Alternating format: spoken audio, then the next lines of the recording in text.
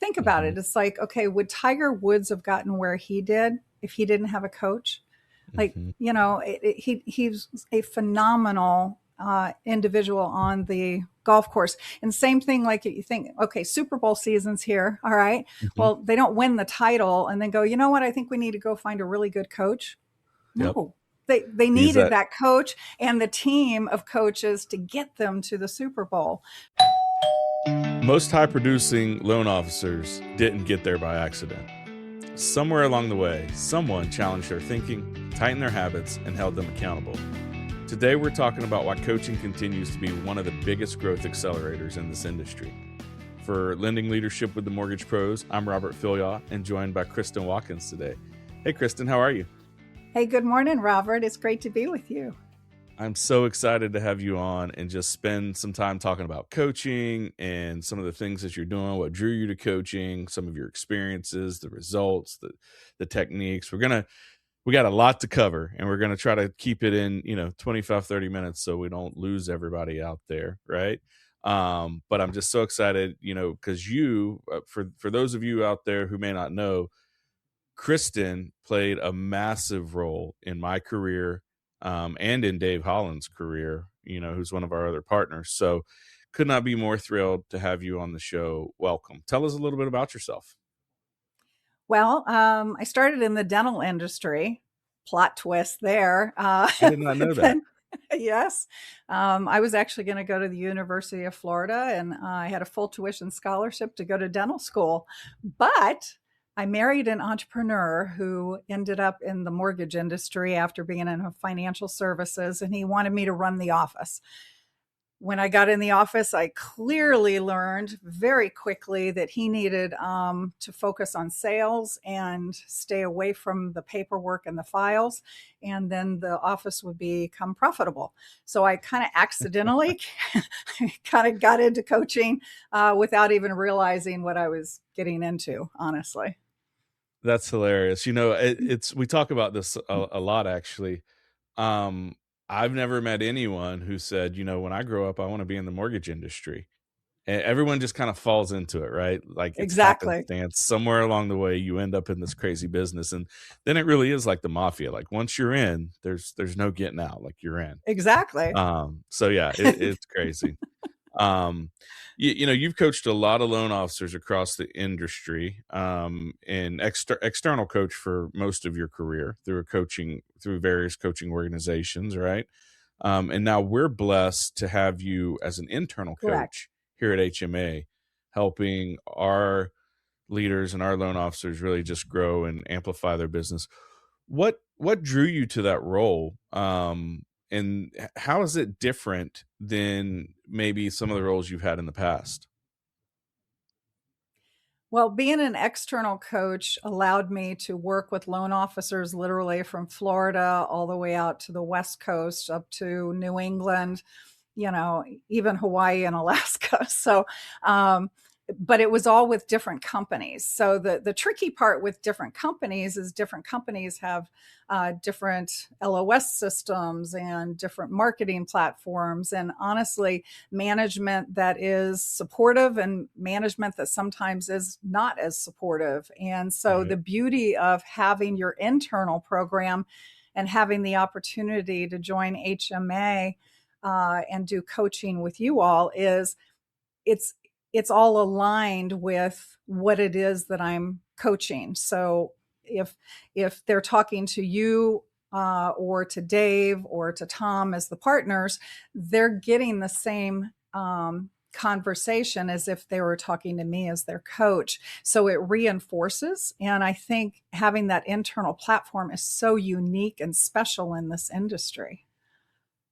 Yeah, I agree completely. It's funny that you talk about the various organizations out there and management styles, and some supportive and some not. I'm sure you remember this, but when Mm-hmm. you and I started coaching, and Mm-hmm. my business really started exploding, like I'd already had a pretty good business, right? But I was a workaholic. I was doing it. I was a one-man band and working 70 hours a week with young kids. And you really helped me build the team and take my business.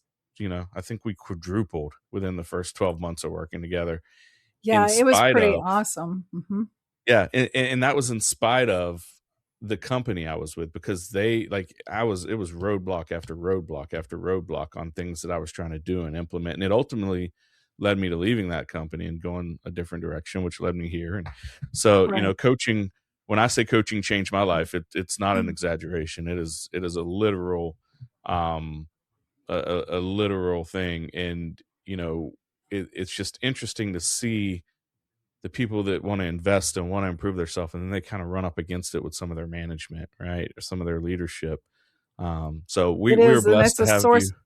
it's a source of frustration because they, you know, they put together a business plan, they go to their manager, they go to their regional manager, and they say, this is what I would like to do.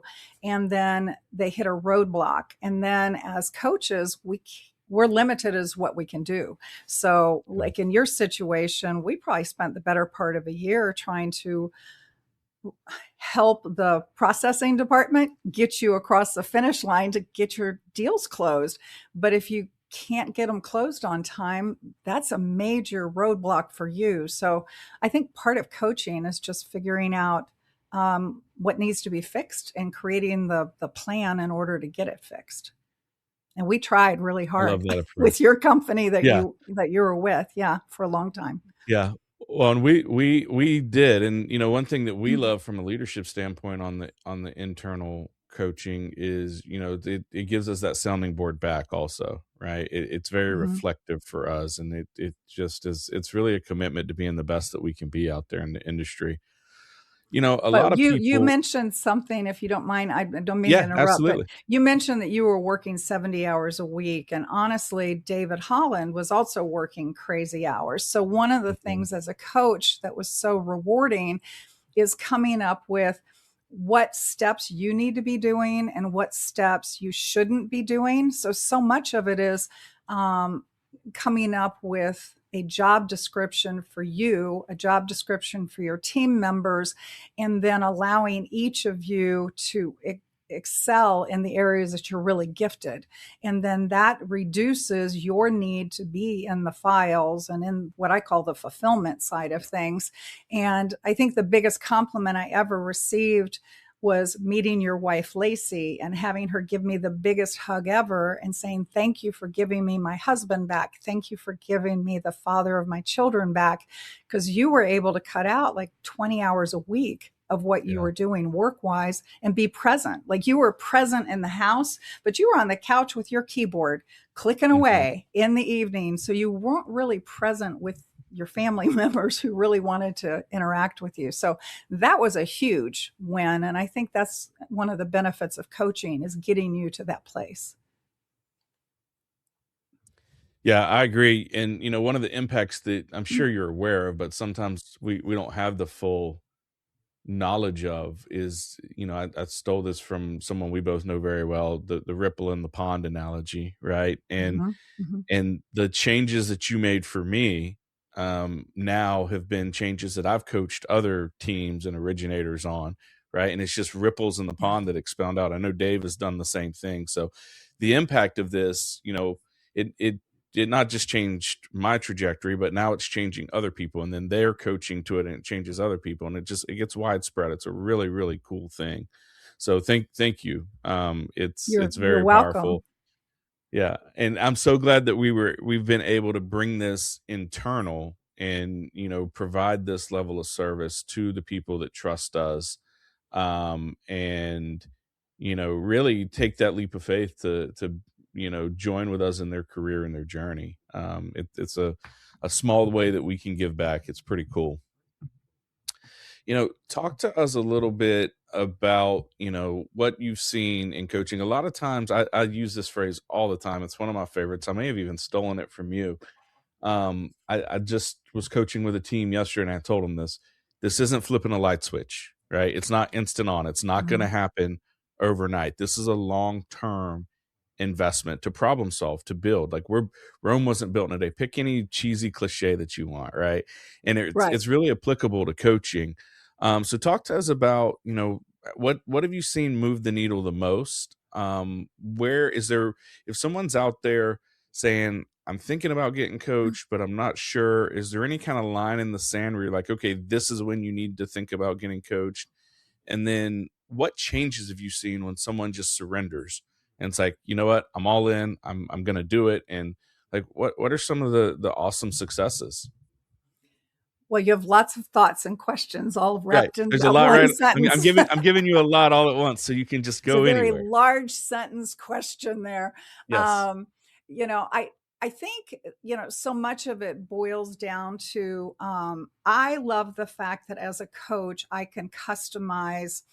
And I think what's awesome about the internal with your company is the fact that we have some people that are producing LOs, and we have some people that are branch managers, and we have some people that want to do recruiting. And the beauty of it is we can customize it for the individual. We have people that are just starting in the industry, people that have been around for 30 years. So each of them have different strengths. And honestly, with those strengths, there are weaknesses. So Yep. trying to figure out what needs to be honed in on.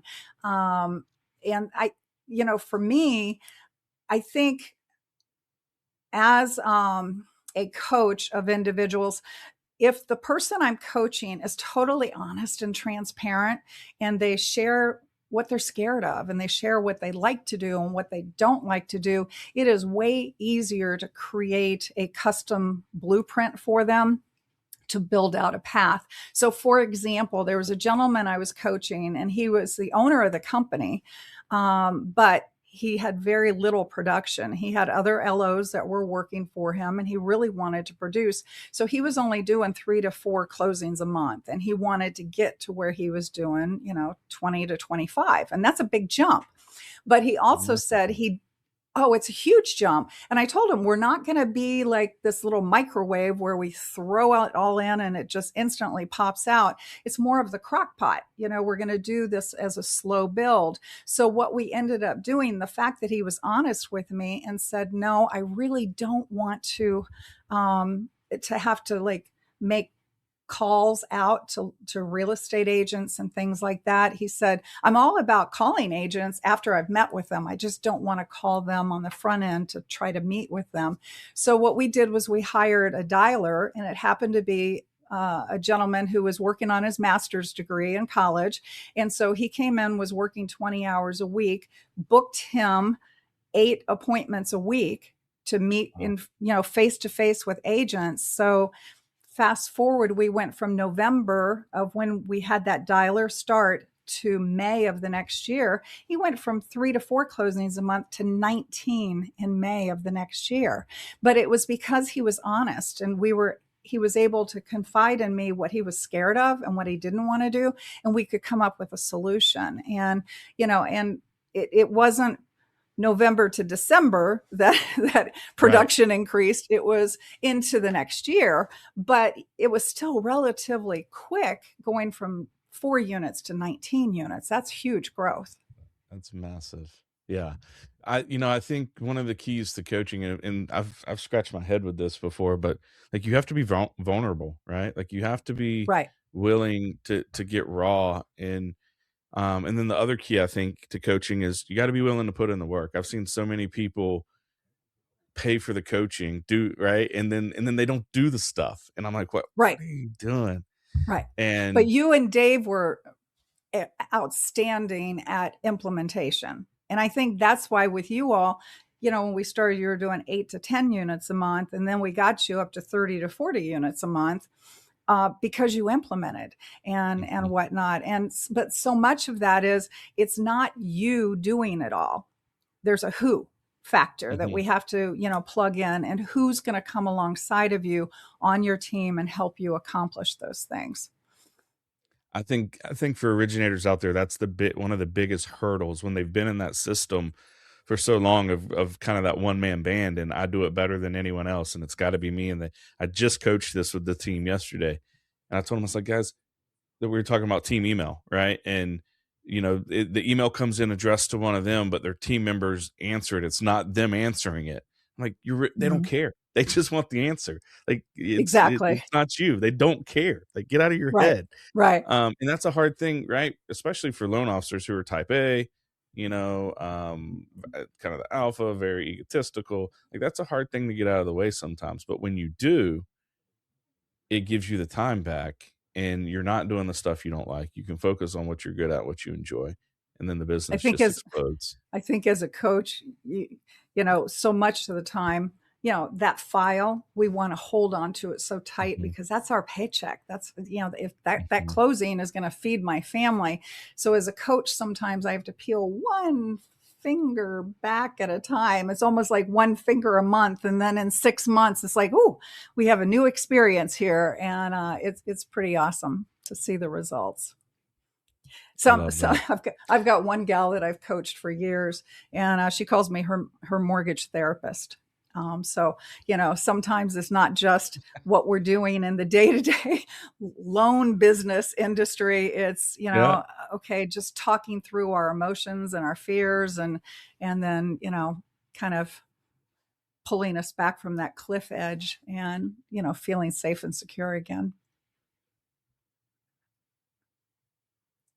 It's funny that you mentioned that because I was talking to someone else last week that you coach, and they were asking me about something, and I was saying something, and I'm like in the middle of literally like answering what they're talking about, and they go, "You know what? I'm just going to talk to Kristen about it. It's good." And I'm like, "Okay, go talk to Kristen." Right? That's funny. Yeah, but the Guilty, good like news is if they guilty. talk to you or they talk to me, they're going to get the same answer. So Right. Yeah. because It's the same you line of you thought. listened really well back in the past. So, Yeah. Guilty admission. I was completely against coaching, right? Like, I thought it was like hippity dippity new wave, like, in touch with my feelings. Like, I don't need that. And that's Dave one of the Holland things. was too. Dave Yeah. Well, Holland that's funny about resisted. Dave because Uh he is a hippie, but I can say that he's not here. He's off hiking some mountain somewhere in his Birkenstocks, listening to the Grateful Dead. So, um, yeah, I really, and then when I got into it, what I found is it wasn't that at all. It was really tactical. And that's one of the things that I really liked huh. about it. And I think one of the things that enabled me to implement so quickly is it wasn't, pie in the sky. It was actual tactical steps. It was do this. All right, now we did that. Do this. And as you start doing, you Correct. start seeing the results, which is gratification, and it makes you want to keep going. So very cool stuff. Um, I want to take it back a little bit because we talked a little bit about the internal coaching that we do here and the difference between external and internal.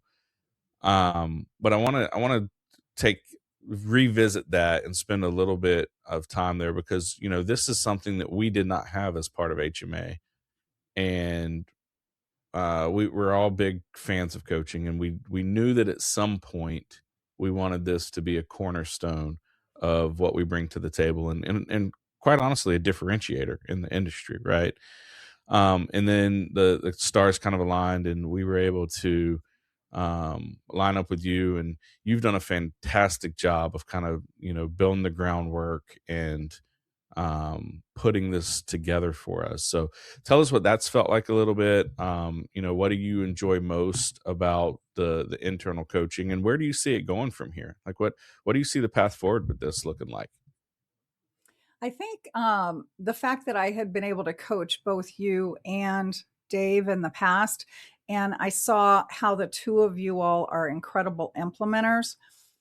When I heard that you all had joined forces and Tom Mills had joined forces and everything, I thought, oh my goodness, what would it be like to create a company growth pattern that everyone's aligned on the same page as far as the same fundamental belief system? And that's just a huge opportunity because it's so rare in the industry. Like we touched on before, there are certain companies that are all about supporting their LOs and supporting them with if they come back from a coach's call and they say my coach says I should do this, this, and this. Well, if the manager doesn't agree with that, it's just kind of a source of frustration for everybody and it doesn't work well. And that's not the case here.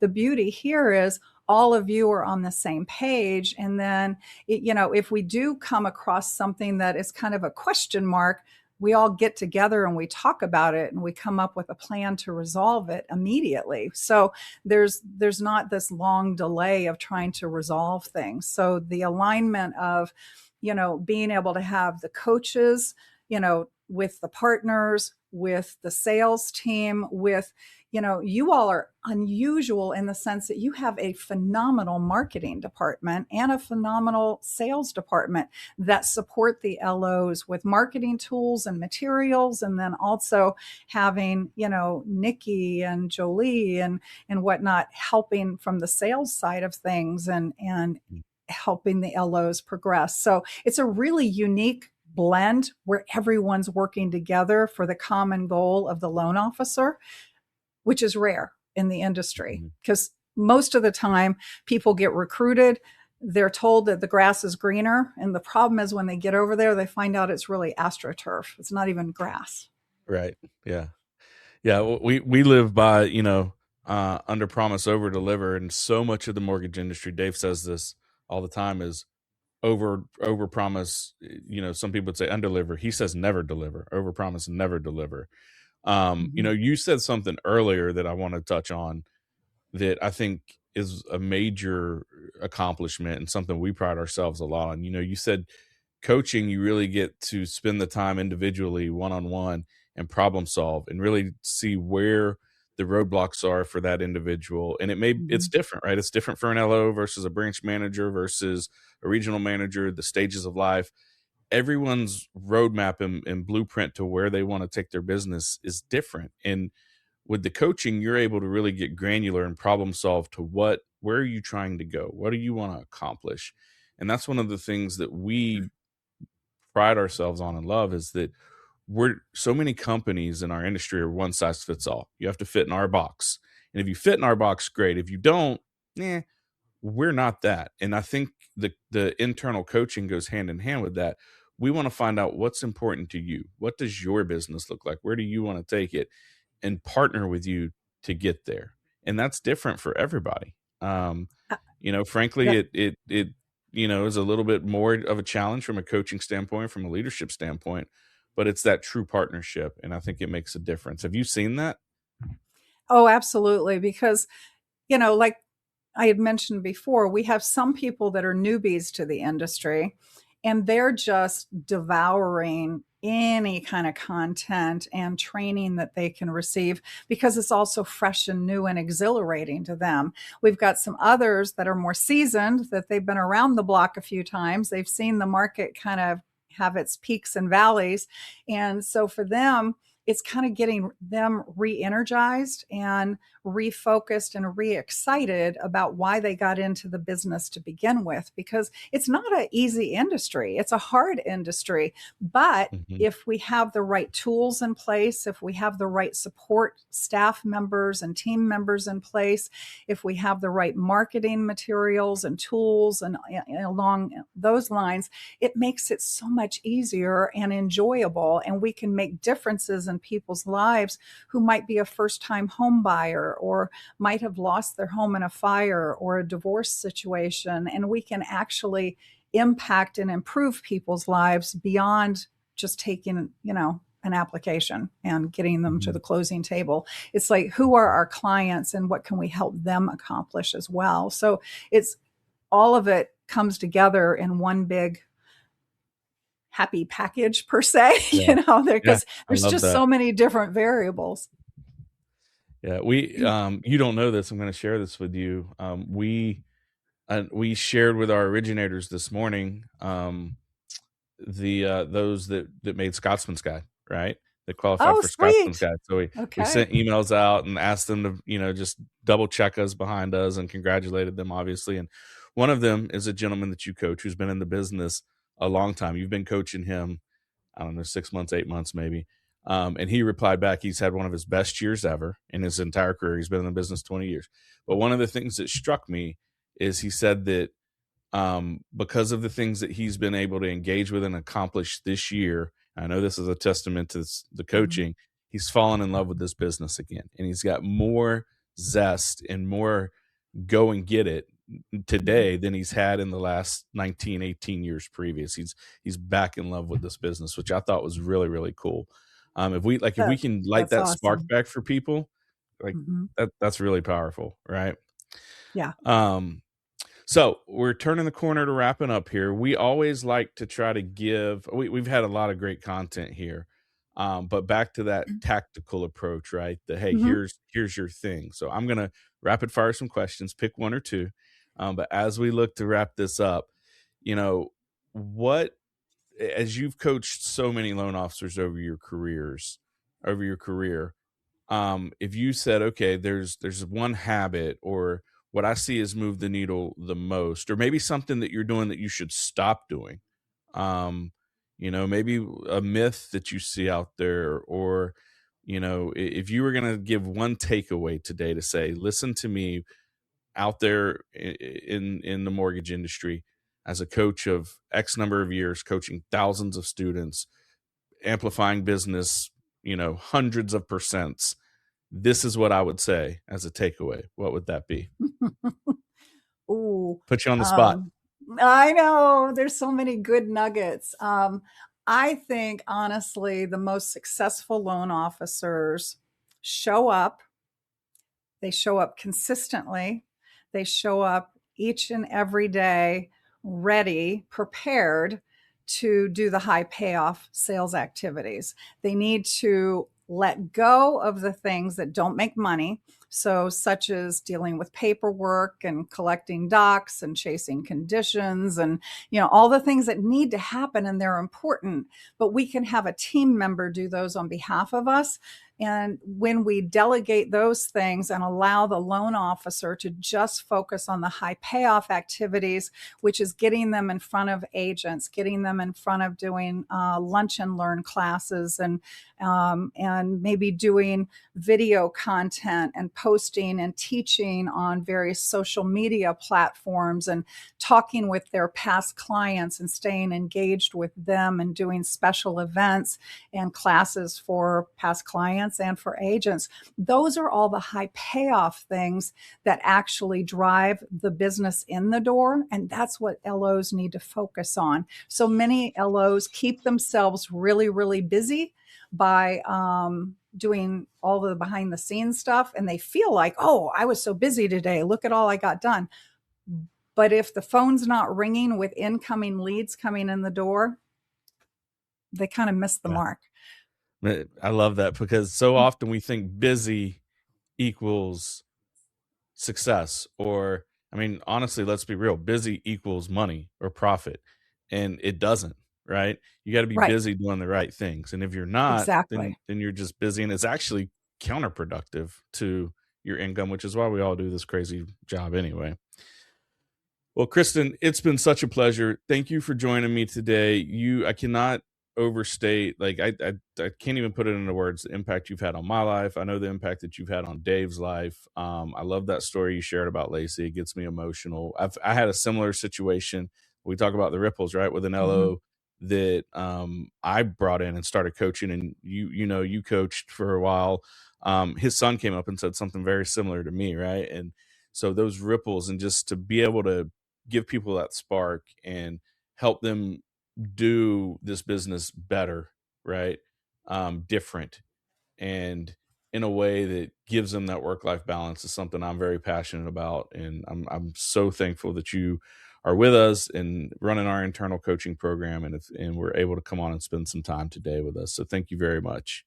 Oh, thank you. This was fun. So there are people that say, I don't think coaching's for me, and they avoid it. I would say, dip your toe in the water and try it. Because think about Hmm. it. It's like, okay, would Tiger Woods have gotten where he did if he didn't have a coach? Like, Hmm. he's a phenomenal individual on the golf course. And same thing, like you think, okay, Super Bowl season's here. All right. Hmm. Well, they don't win the title and then go, you know what? I think we need to go find a really good coach. Yep. No, they He's needed that. that coach and the team of coaches to get them to the Super Bowl. So, I think for me, I like being able to get people, whether it be to the World Series or the Super Bowl. That's what's fun for me. Yeah, I use that analogy all the time. similar but different, right? I say Tom Brady's the best that it's ever been. He had a coach, right? Best quarterback that's ever played. He had a coach. And then so many people have that if-then mentality, right? If I get here, then I'll do it. Well, that's like, that I use the Bucks because they're my team and they won a Super Bowl recently. What if the Bucks said, if you win the Super Bowl, then we'll go get Tom Brady? Well, how the hell do I win the Super Bowl without Tom Brady? I need him to do it. Exactly. Right? So, right. Yeah, great stuff. Hey, thanks everyone for tuning in to this episode of Lending Leadership with the Mortgage Pros. If this episode resonated with you, make sure you hit that subscribe button, share it with one of your peers or teammates, and definitely leave us that 5-star review. If you're interested in learning more about coaching, or hey, listen, maybe you're stuck at a company that doesn't support you, the leadership is crap, and you want that spark lit back, we'd love to hear from you. Give us a shout out. Thanks so much for joining in. See you next episode, guys.